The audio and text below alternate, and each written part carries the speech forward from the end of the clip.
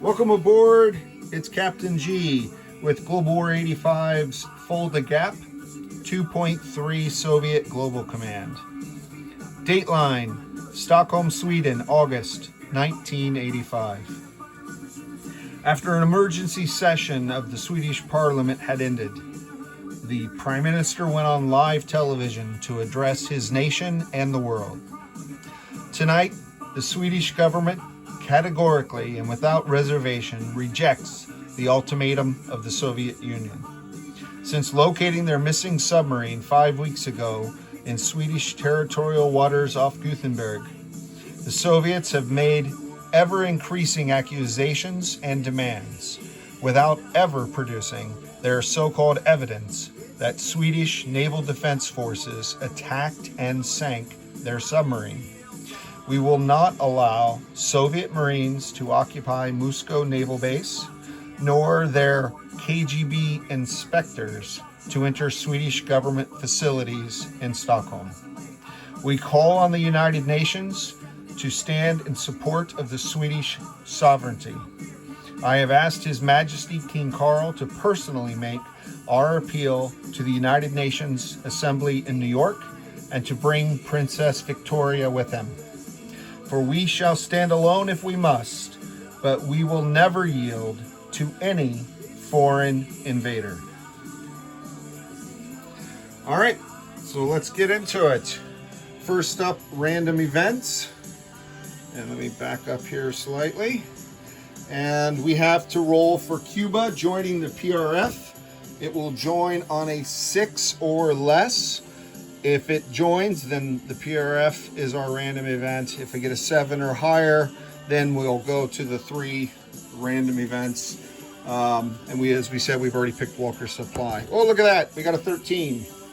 Okay, so Cuba does not join the PRF, and we get Walker Spy. And for those unfamiliar with Walker Spy, let me pull these up and outline for you what's happening now at the beginning. A little background. For over 20 years, the U.S. Navy Warrant Officer John Walker and his network of spies had passed information to the KGB, including key naval communication codes and information on U.S. SOSA networks and capabilities. In response, according to this random event, the Soviets initiated a crash course on submarine propulsion technology and increased surface ship construction. So, immediately, the Soviets will complete Caterpillar drive and advanced sonar technologies. So they'll jump up to 4 and be complete. That will allow Soviet nuclear attack submarines to pass through the NATO SOSUS without triggering any escalation increase. The Soviets also take the supercarrier off their build chart, and they will place it in port in A9, Murmansk, and as well get a free frigate, a fighter, and add 4 ASMs to their build chart, which I've already added. In response, the U.S. now must deploy its boomers. And normally you don't deploy your ballistic missile submarines until you receive authorization to do so and to use them. But in this case, the U.S. is deploying them because the Soviets now have the capability of tracking them. So this is not a release authority for the U.S. All right, just to make sure that that's clear. So we're going to take these 3 boomers. The first one goes up here in A2. The second one over here in I3 to represent U.S. ballistic missile patrols around the world. The third one here in Southeast United States Minor Nuclear Shipyard. We'll say that's home port in Charleston, South Carolina. All right, so this one starts in port. The other 2 are at sea. The other 2 cannot go in port until the U.S. and the Soviets are at war. All U.S. submarines are restricted to a movement of 1 zone per turn. Let me see, we'll go to this, make sure I miss it. The U.S. may not use silent running on any of their submarines until they complete Caterpillar drive technology themselves. And the Soviets receive a -1 discount on the construction of all submarine class units. And we may place one additional submarine per shipyard over its build capacity. So normally minor shipyards can only produce 2 naval units. If one of them is a submarine, then that doesn't count, and you can actually produce a third. And major shipyards can produce 4 units, and if one of those is a submarine, then you can produce 5. Okay? All right. So I have placed the Soviet units up in Murmansk, and we're going to move on now that we have our random event all sorted out, and we're going to pivot you to technology phase. All right, so the Soviets, USSR, now have 5 major army bases, so we get to roll 5 technology dice with the addition last turn of Murmansk. We're going for Technology 1, Precision Guided Munitions. Technology 3, Computers. Technology 10, Chemical Weapons. All of those are at 8 or more. Technology 12 is Top Gun. We only need a 7. And Technology 14 is Advanced Airborne Doctrine, and that's back to an 8.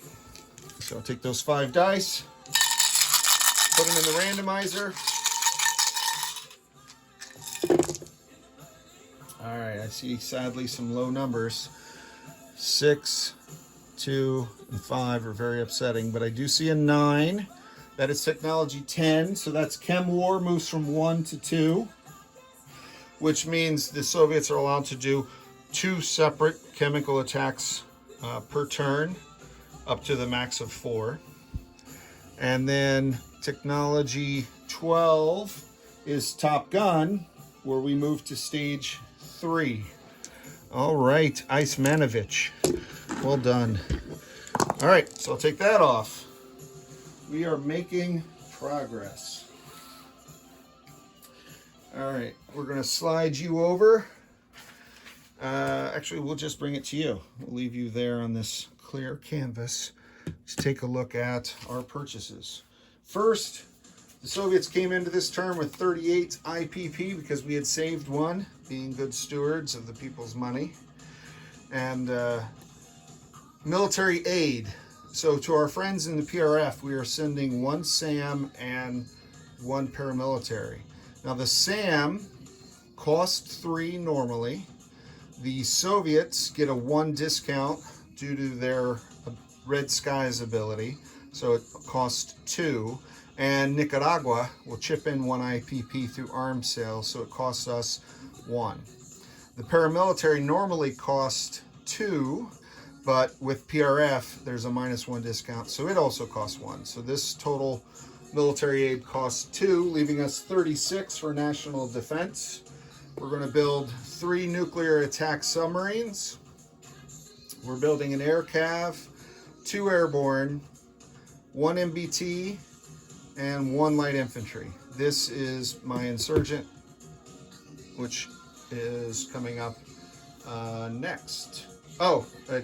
Which was already happened. Global ops happened before technology. I went down instead of right. So let's go down here. So down here, we see that Honduras, Guatemala, and Costa Rica have 2 paramilitary infantry, and that I got the PRF markers up here for some reason. Nicaragua and El Salvador are both part of the PRF. Well, in this event, I don't have to roll, unlike in scenario 1 with Cambodia, where you have to roll to place an insurgent. We just get 1. So we're going to place an insurgent and inspire the People's Revolution in Honduras. Okay, so that's my little Soviet insurgent with the red base. he's going into Honduras. And that will be for Admiral Seabass to roll the counterinsurgency. All right, we've done the national defense, so now we go to combat. Do we have any combat on turn 2? Ooh, golly, you betcha. So here we go in Sweden.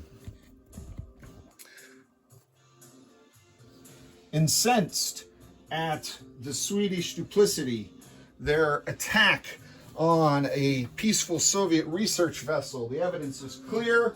No one can deny it. This is an act of war. And now they won't even allow our peaceful inspection of their treachery in Stockholm or the occupation of their naval base. So we declare war on Sweden, which is a neutral nation, not aligned with anyone. However, when the Warsaw Pact alliance, either the Soviets or Warsaw Pact, declare war on a handful of select neutrals, Sweden is one of them, NATO receives a 2 IPP escalation bonus. So Ozark Outpost will move from 10 to 12 IPP as they obviously see the clouds of war on the horizon and respond accordingly.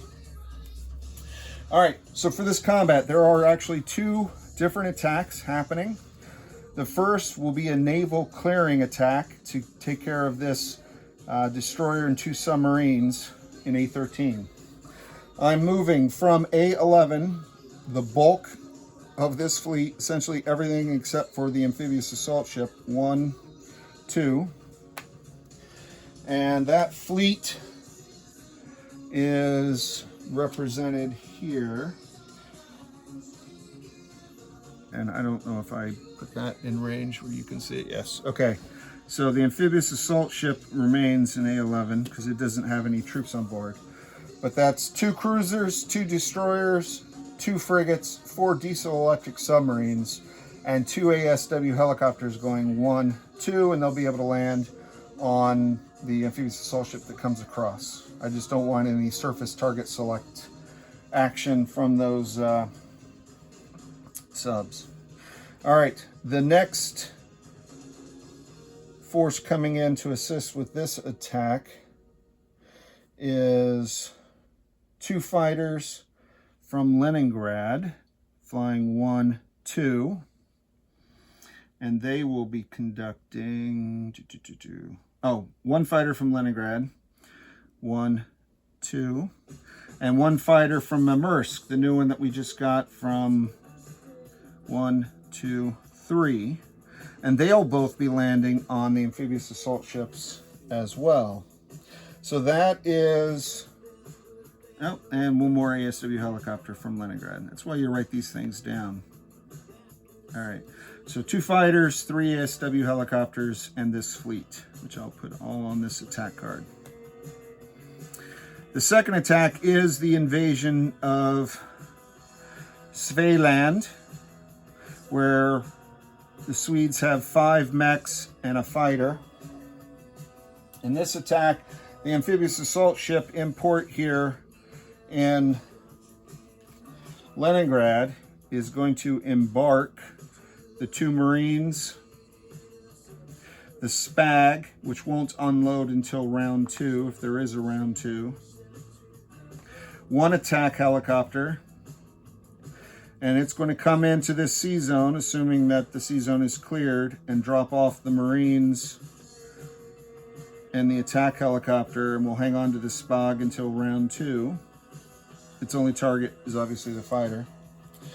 We're also sending from the Baltic states, using that minor air base, 1 airborne. From Leningrad, using the major air base, 2 airborne. From Baltic states, 2 fighters, flying 1, 2, 3. Oh, they are the ones that land back. All right, they're the ones that will land on the AAS. The others will land back in Leningrad. We'll do that at the end. All right, so 2 fighters, 3 ASF from Leningrad, flying 1, 2, 3. They have plenty of leg because they can go 6, and they just get a bonus from the airbase as well. So 3 ASF. I'm sending 1 attack bomber from Leningrad. Just piling it in. We don't do things in half measure. And we have the Bear attack bomber. I'm sorry, the Bear strategic bomber from Volgograd will come in to do 1 round of carpet bombing. And Soviet naval backfire bomber is going to fly to A14 and fire 2 cruise missiles into Sweden, and that's outside of the scramble range of the fighter. Okay, so all this was shared with our NATO partner, who has military advisors on the ground advising the Swedes on how to defend. He had the option of, he couldn't get to the backfire, but this fighter could scramble with this fleet to defend against that task force. He chose to stay and defend the home country. So that was one choice. And then he had the choice of whether or not these submarines should fight if they're not hit on the first round, or submerge, and he chose submerge. They're going to run silent. So if I don't hit them on the first round, they will go deep and remain to seek revenge at a later time. All right, so that is all the pieces, I believe. Yep. So even though I have Chem 2, I don't have any units that can use Chem. So there's no Chem in this attack. Whoop, chaos. Not the good kind either. All right, let me get you set up here. I've already laid out on the battle board doppelgangers of both battles. So the first battle will be this lower battle on both sides. So it's naval and air only. The second battle is the higher level. And I don't have I don't have that many Swedish pieces, so I'm using these greens to stand in as non-Soviet resisting freedom fighters for Sweden. All right, I want to make sure you can see the rolls as well. All right, so we're going to do battle 1, and we're going to take it one step at a time for those who playing along at home. They have their new game, but also I'm not going to make it incredibly boring for those who understand and have seen these before. All right, so in the first battle, there are no first strikes for either side. So we're just going to roll, and some units can only target subs, some units can target ships. So I've got both sides to be careful on how I roll. So for example, 2s, I have 2 frigates at 2, and 2s are yellow, so I'm going to roll those separate than, actually I think I put them on 2s. My heart tells me that they should be 3s. I'm going to roll them as 2s because that's my mistake if it is, but we'll figure it out. All right, so the frigates, this is targeting the destroyer. No. And I guess they could also target the subs, but 2 misses. All right, now 3 for the helos that can only hit the submarines. I would check on my phone, and ooh, didn't matter. Didn't matter. 1 and a 2. Thank you, comrades. That made it easy. So that's 2 hits for those submarines, and that was the part I was nervous about. All right, so I can roll now because my only other target is the destroyer. I have 4 diesel electric submarines, 2 destroyers at 4, and 2 cruisers at 6. And I'm not going to roll the fighters because the fighters, I don't have precision guided munitions, which you need for aircraft to attack ships directly. Their only target were the subs, and the subs are dead already, so I'm not even going to bother rolling for them.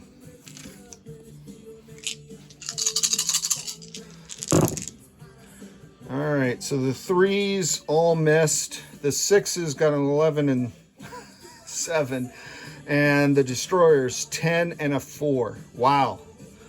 Wow. All right, so that is the hit. Outstanding. or just barely adequate, really, not outstanding at all. All right, so there are 2 2s defending because they're running really deep and they're not coming back up, and 1 destroyer at a 4.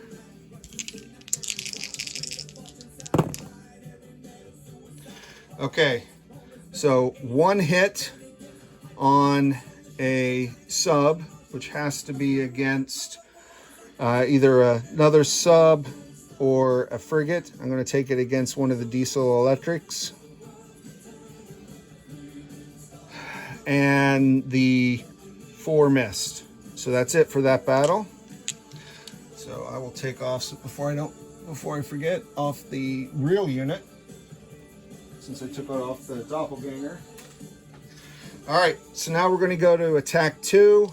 I'm not going to bother wiping those out. Attack 2 is up here. We do have first strike. There's no first strike in defense. He just has the 5 mechs and the fighter. I have the 2 first strike cruise missiles from the backfire bomber. So that's just 2 at 5. Where's my randomizer? I'm shaking it with my hand and not the lovely clanking sound. 7 and 3. So I did get 1 hit. Cruise missiles cannot hit aircraft. So I'm going to hit I'm just going to take it off so I don't forget. Take a mech off with first strike cruise missile. Outstanding. All right. Now I'm going to do ASF, or air superiority combat. And I forgot to ask him how he wanted. I'm going to give him the benefit of the doubt that he wanted to do air superiority. He may have told me, and I'd have to check my phone. I don't remember. I apologize, Ozark, but I'm going to give you the opportunity. So I have 2 fighters, and this is air-to-air combat. Happens during the regular battle. It's not first strike. So I have 3 5s on the air superiority. They attack at a 5, defend at a 7. And 2 fighters at 6. And yeah, I'm just going to roll that. Then I'll roll the 6 in defense. Okay, so here's a 5 on one of the fighters, and the ASF's missed. Wow. Oof. Quantity over quality, right? And it worked. So I did get the fighter. He has a 6 in response. 4. So he did get a hit. Ouch. I'll lose a fighter.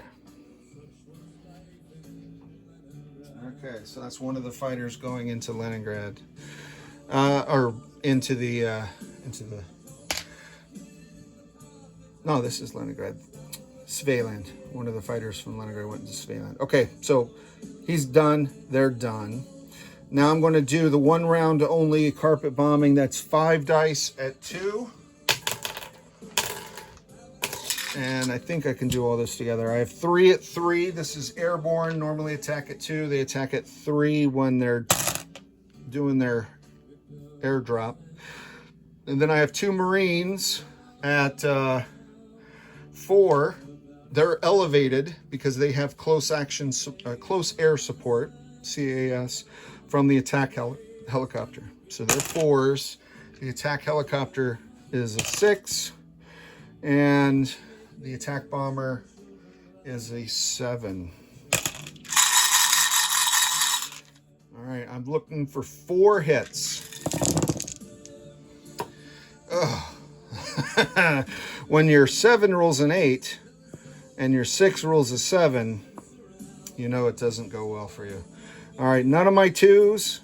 All the 2s are miss. That's terrible. All my 3s missed. And I had 1 4 hit. So I only got 1 hit. This is going to be costly. But the Swedes are doing what the Prime Minister said. They are standing alone if no one else will stand up for them. They have 4 5s. Mechs defend at 5s. 1, 2, 3, 4. Okay. Put them in the randomizer.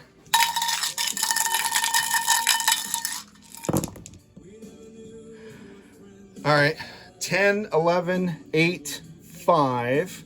no target select opportunity there, so I will lose one of my brave airborne. Let's go to the next round. Pardon me.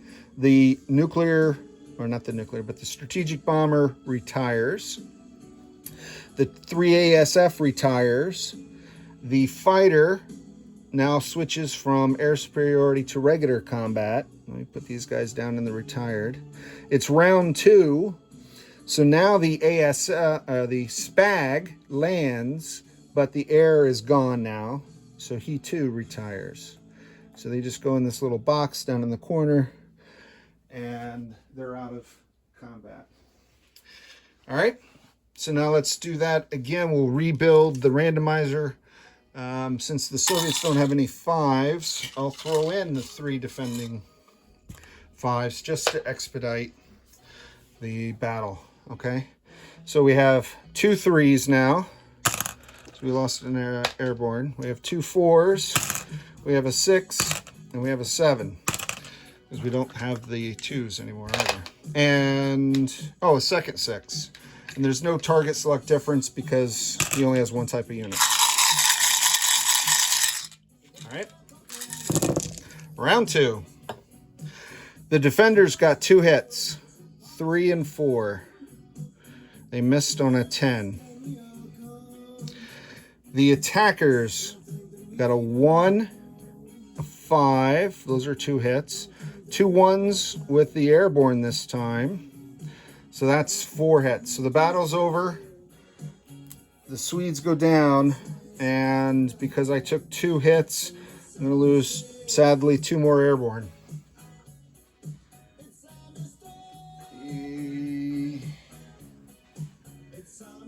Yeah, I guess. Let me think. I'm going to lose 1 airborne, 1 Marine. I'm going to lose 1 airborne, 1 Marine. Okay? Everyone got that? So the survivors of Sweden on the ground are a Marine and an airborne and a SPAG and an attack helicopter. All right, so let's go back to Sweden actual and reset that, and we'll start non-combat movements. And we'll start by landing all that air and cleaning up all this mess. Wow. I could use Ozark's tweezers about now.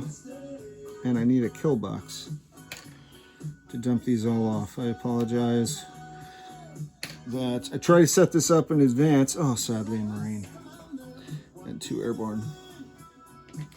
Okay, so as I clean up and remove air, I'm going to land. He's going back to Volgograd. And I will recap all of this for my partners in the game in a video that I'll send to them directly. The 3 ASFs land back in. They're actually going to Western Ukraine. Western Ukraine for the 3 ASFs. All right. And so those guys are there. He's dead. Dead. He stays. That gets flipped over. That comes off. These guys come off. And, ooh, I lost a fighter. Ouch. Okay. So, he lands. So that was what's left in Svealand, right? So this fighter will land on the ASF, or the amphibious assault ship, the AAS. Too many similarities. So I'm going to land him right, bing, right there with the fleet. So I'll put him on the fleet card. And these 2 guys that were part of the fleet battle are going to land back in Leningrad. Okay, I'll swap the sculpts out. All right, I think that's... All right, the attack bomber goes back to Leningrad.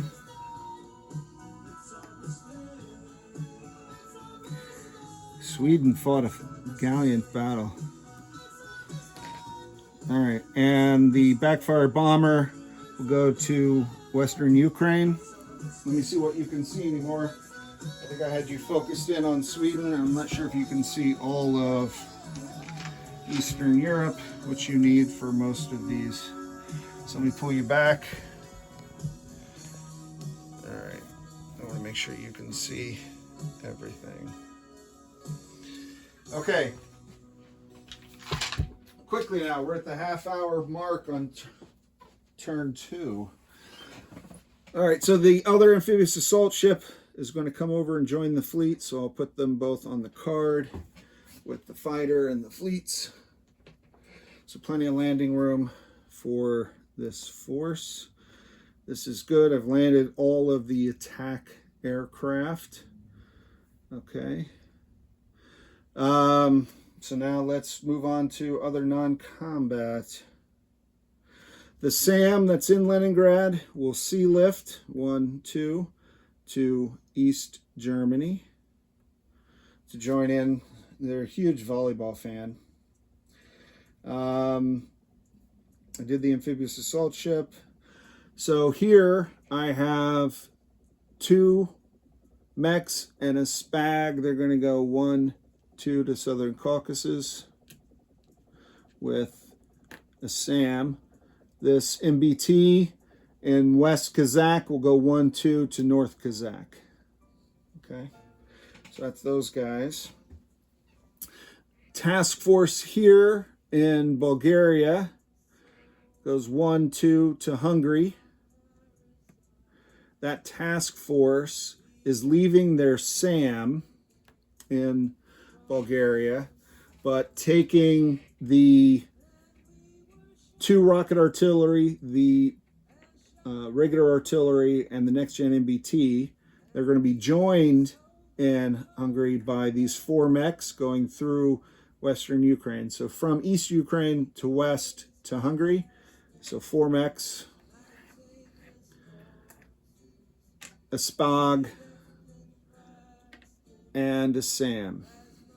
Okay, I like to keep the SAMs and the SPAGs actually on the map so I can see their impact on air movements. Okay. The air cav in Volgograd moves 1, 2 to Western Ukraine. The attack helicopter in Volgograd moves 1, 2 to Western Ukraine. Air cav, Western Ukraine. I think that is surprisingly... Oh, nope. Okay. Just south of your view perspective. Sorry. This diesel electric will move 3, 1, 2, 3 into I-5. I-5. And there you go. And they'll be joined by this attack submarine. Okay.